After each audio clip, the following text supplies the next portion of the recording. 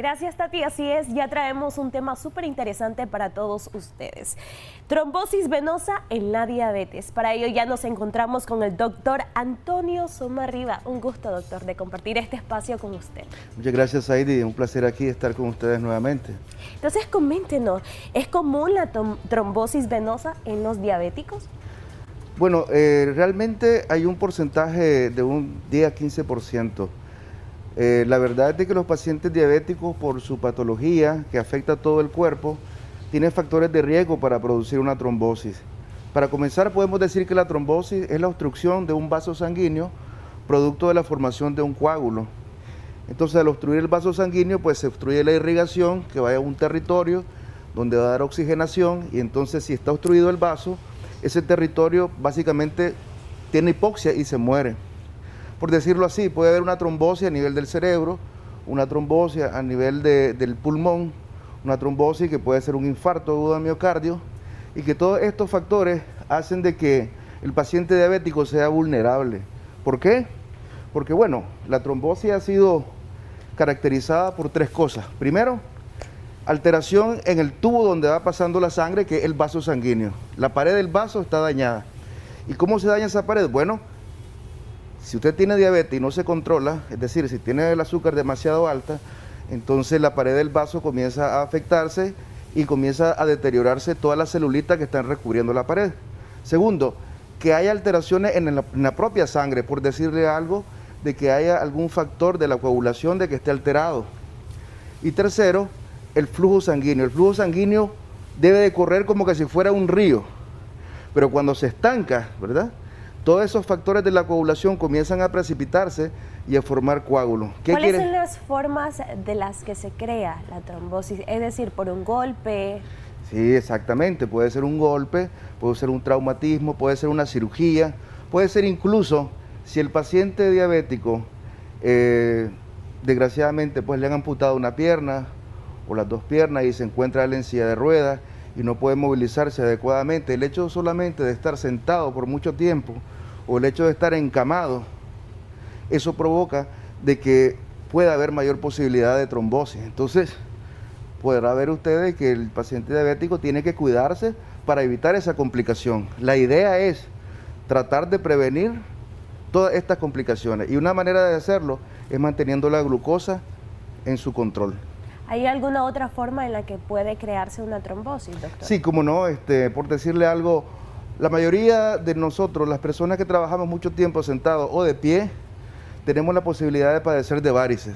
Y las varices, lo que se caracteriza es de que tienen un flujo sanguíneo muy lento. Ese flujo sanguíneo lento precipita entonces los factores de la coagulación que hay en la sangre y comienza a hacer trombos. Entonces esos trombos se pueden ocluir, o bien se pueden viajar a través del torrente sanguíneo y llegar a hacer una tromboembolia pulmonar. Entonces, se ha determinado desde el año 2014 de que las varices pueden provocar trombosis y son la tercera causa de muerte cardiovascular. Después del infarto y después del accidente cerebrovascular, las varices son aquellas alteraciones en que puede causar muerte cardiovascular, la tercera causa.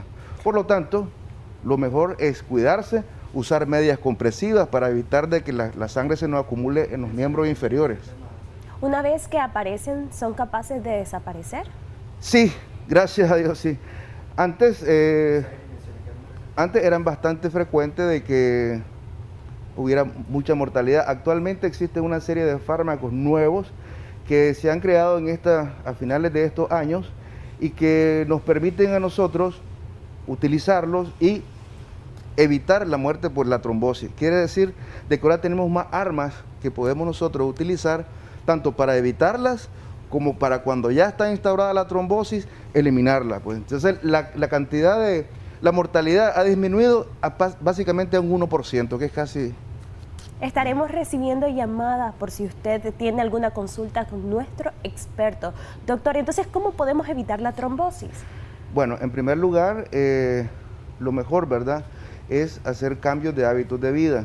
Si no hace ejercicio, al menos debe de caminar por lo menos unos 30 minutos en la mañana. Inicialmente puede ser día de por medio y después ir avanzando día a día hasta llegar a unos 150 minutos por la semana. También hacer cambio alimenticio, es decir, no comer demasiadas frituras. Doctor, permítame un momento. Sí, cómo no. Tenemos una llamada. Aló, muy buenos días. ¿Cuál es su consulta o comentario? Buenos días. Sí, la escuchamos. ¿Cuál es su comentario? Una consulta para el doctor. Yo he sido paciente de él. Digan. Y yo se me han estado saliendo bastante las varices hacia atrás y me duelen mucho y siento a veces como que se me hacen unas pelotas y tengo que estarme sobando. Quisiera una consulta con él. Deje sus datos al interno para que el doctor pueda comunicarse con usted. ¿Qué se puede hacer en este tipo de casos, doctor? Bueno, en primer lugar es necesario aclarar de que la enfermedad venosa es una enfermedad de que básicamente no se cura, ¿no? Lo que nosotros hacemos es aliviar en el momento de una lesión, en el momento de que hay una trombosis o en el momento de que hay una hemorragia, digamos, por una ruptura de varices, aliviar durante algunos años, pero lo más importante es que la paciente se cuide, que use sus medias compresivas para varices, que baje de peso, para que evitar, porque mientras uno viva va a seguir teniendo venas y esas venas pueden afectarse. Por lo tanto, la prevención es lo mejor. ¿Cuáles son sus recomendaciones generales para todos esos pacientes diabéticos que sufren de trombosis venosa? Bueno, entonces estábamos hablando de que lo importante era hacer ejercicio, moverse, caminar, no estar estático, porque eso promueve la trombosis. Lo otro que hablábamos era de la alimentación, de que evitara las frituras, que usualmente se dan 3 veces al día. Aquí todas las cosas son súper refritas y que en general deberían ser solamente 2 o 3 veces a la semana. Aquí lo hacemos 2 o 3 veces al día. Entonces, la alimentación, ¿verdad? Lo otro es evitar en esta época de Semana Santa, ¿verdad?, deshidratarse. La deshidratación es una causa importante para la aparición de trombosis. Quiere decir de que estos pacientes deben, bueno, y todo en general, con estos grandes calores y en Semana Santa, hidratarse, por lo menos tomar de 1 a 2 litros de agua para evitar de que la sangre pues tenga factores proclive a la trombosis. ¿Hay otro paciente que puede padecer de trombosis sin necesidad de tener diabetes? Claro.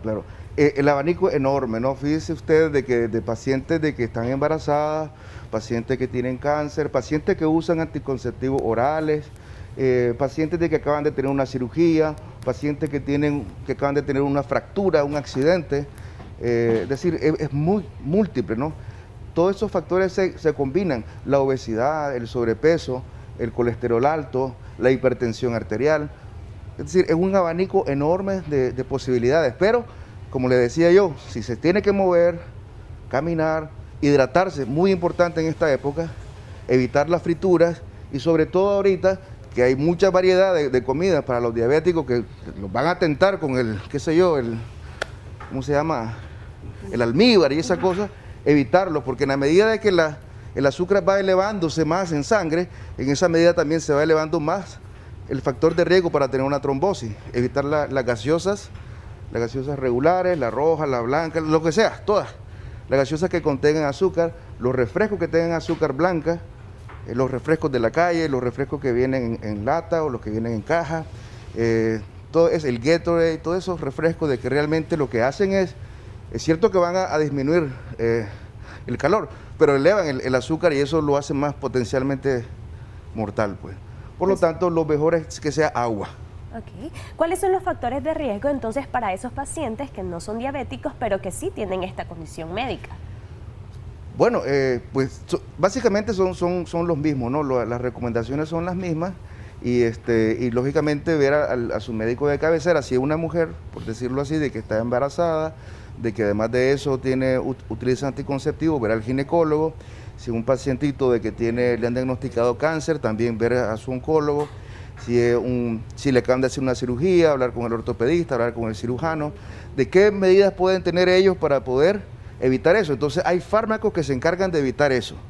Pues no los puedo decir aquí porque definitivamente cada paciente tiene un fármaco específico, pero existen fármacos actualmente muy eficientes de que inhiben la coagulación de una manera segura, sin sangrado, pues como anteriormente había en otra época. ¿Esta es una enfermedad común, doctor, entre la población nicaragüense? ¿Cuál es generalmente su porcentaje? El porcentaje de una trombosis es realmente de 10 a 15% en la población general, que no es nada despreciable, porque es bastante. Estamos hablando de que puede ser de que en un país como el de nosotros pueden haber casos de trombosis más de 100.000, pues, pero lo que pasa es que están muy subregistrados, ¿verdad? Porque muchas veces no se conoce la causa, uno piensa que es otra cosa. La mayor parte de veces en las piernas sobre todo se confunde con lo que dice la gente, que tiene una erisipela, dicen, porque la pierna está enorme y está enrojecida, entonces la gente cree de que eso es una erisipela cuando no lo es, y lo que es una trombosis venosa. Entonces se confunde muchas veces, ¿no? El diagnóstico diferencial usualmente son esos, porque tienen mucho edema, enrojecimiento, caliente la pierna, y entonces creen que es otra cosa, pero realmente puede ser usualmente una trombosis venosa. ¿Cómo se diagnostica esta enfermedad? ¿Hay algún examen específico que Muy se puede buena realizar? pregunta. El examen se puede diagnosticar de dos maneras. Bueno, clínicamente, con historia clínica y el examen físico, que eso lo hacemos todos los médicos, pero desde el punto de vista de examen, existe un examen que se llama dímero D, que es el que nos va a decir si hay posibilidad de que hay una trombosis en nuestro cuerpo. Y el otro es el ultrasonido, ¿no? El ultrasonido en este caso, el ultrasonido venoso o el ultrasonido arterial. Esos dos para comenzar. ¿Y en qué consiste este examen? Bueno, el examen dímero D es un examen de sangre nada más. Se puede hacer en ayuna o no. Se hace el examen y si el dímero D está elevado, nos da una pauta para decir, bueno, aquí está sucediendo un fenómeno trombótico. Entonces hay que buscar la causa. Si el paciente tiene varices, es por las varices. Pero si no tiene varices, entonces habrá que buscar qué. A lo mejor tiene una situación de cáncer o algo por el estilo, ¿no? Hay que buscarlo. Pero el examen dímero D es bien sensible para decirnos de que está sucediendo un fenómeno trombótico en nuestro cuerpo. Y el examen de ultrasonido, lógicamente, se pone un transductor con una pantalla y se pone una gel donde se va observando todos los vasitos y ahí se va a ver dónde está pegado, pues, el vaso, está alterado.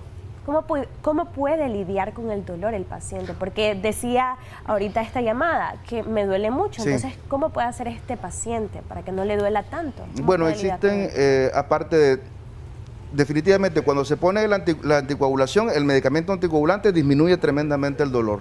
Los otros son analgésicos y otros son flebotónicos que van a ayudarle también al paciente a disminuir ese dolor. Muchísimas gracias, doctor, por llevar esta información a todos los amigos televidentes. Muchas gracias a ustedes por invitarme. ¿Dónde pueden contactarlo? Esos pacientes que todavía tienen muchas dudas respecto a este Pueden tema. contactarnos en Clínica Cardiológica del Valle, a mi teléfono 888-23-386, a través de mensajes por WhatsApp. Okay, muchísimas gracias, doctor, por compartir este espacio con nosotros. Con esta valiosa información vamos a una pausa comercial, pero ya regresamos con mucho más de Acción 10 en la mañana.